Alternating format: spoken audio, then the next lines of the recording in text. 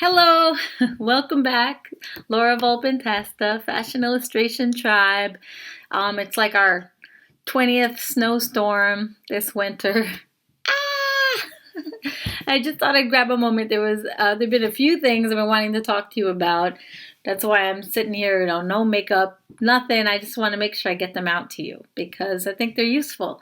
One thing I really wanted to talk to you about was just to say, how is drawing like writing? Really important to think about. And then it's really important to think about how drawing isn't like writing. And this is something that I find I'm always coming back to this in my teaching practice. So part of that, I think, has to do with the years I spent learning about early childhood development and music and art through the Music Together programs I taught, and then through teaching at a university at Parsons, teaching fashion, drawing, fine art, illustration. This is a big topic. So I'm going to start by telling you how they aren't the same and how important that is to remember. And then I'm going to inspire you at the end by telling you how they are the same. So that leaves you with something that you can also act on. Okay? So first off, I just want to say, children will start creating art if they have access to the supplies and things. I mean, even if they don't in their own ways, whether they're banging on pots or squishing Play-Doh or whatever, we're always creating in some way and expressing ourselves other than just verbally. But verbal expression and then written expression are extremely emphasized in our culture, especially once they start any kind of preschool. Even parents, the way that they raise their children. So you may not have children, but you were a child. So just think about how your own parents shaped your attitudes toward art, and then how schooling and society's beliefs and myths created your attitudes toward art. So this is what I want to talk about, is that we have an extremely strong emphasis on writing and words. So, and art is so beyond that, right?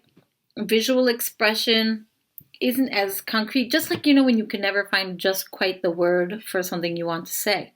So what I learned in Music Together was that a child can learn a song like that if they don't use the words. Like na na na na na na na na na, right? They can do that long before they can say "Twinkle, twinkle, little star, how I wonder," And if they're pressured to know all the words, or if you throw a ton of words at them, they're less likely to just flow and relax in the song. Now, likewise, they can learn so much more than we think they can. So you don't want to talk down to children either. But the point is, if you emphasize, there's a lot of language there, they attach to it and try to decipher it, and it distracts them from the music. How does this apply to you? When we start learning a lot about writing and drawing little sunshines and little kittens and little ponies, little symbolic things, stars, we start to create symbols that represent things, but they don't really look like them. So when we draw a star, we've drawn a star, or we draw a sunshine or a smiley face, but we don't draw them in any way the way they really appear to us. They're symbols, just like the letter A is a symbol for a sound, and we put those symbols together to make words. So when we start drawing, we have two problems. One is the symbols of things. We think arms are straight because they feel straight to us. We feel the cores, but there's nothing straight about my arm. I mean, okay, the overall sense of it, but there's a lot of twists and turns in there. And we are so used to drawing the symbols for things, stick figure, an eyeball, a circle with a dot in the middle, that we're not really looking anymore.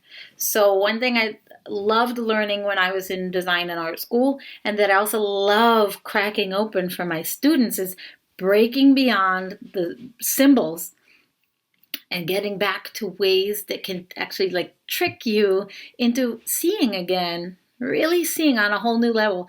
What I'm still so excited about, both as a teacher and my experience having been a student in the arts, because I was like 19 when I really went to art school.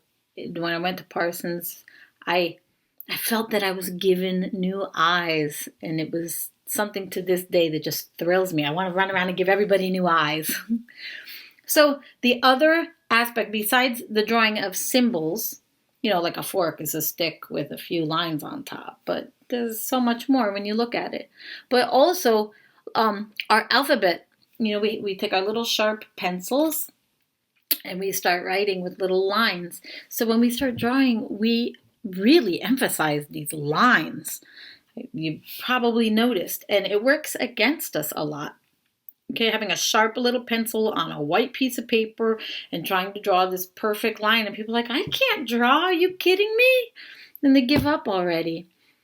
So the other big thing that I'm really big about is freeing you up from your lines. And then getting to learn lines again, to come to lines as a baby, as a beginner, as a newbie,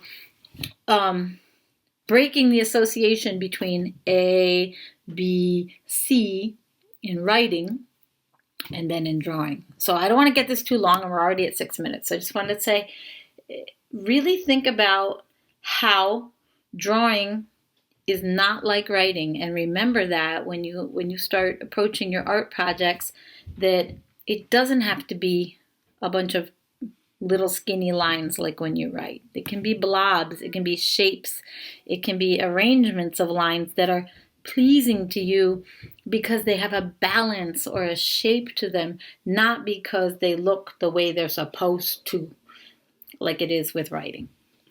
And then also to know symbols, a bow, a star, a sunshine, a hill, a tree. There are symbols for those things that are quite different from how those things really look. And in a good drawing and art class, you will learn it's totally feasible and reachable for you to understand how you can capture what you see. If you haven't had success yet, it's because there's a lot of these myths and a lot of these cultural predispositions towards line and symbols, as opposed to really drawing what you see and having those new eyes.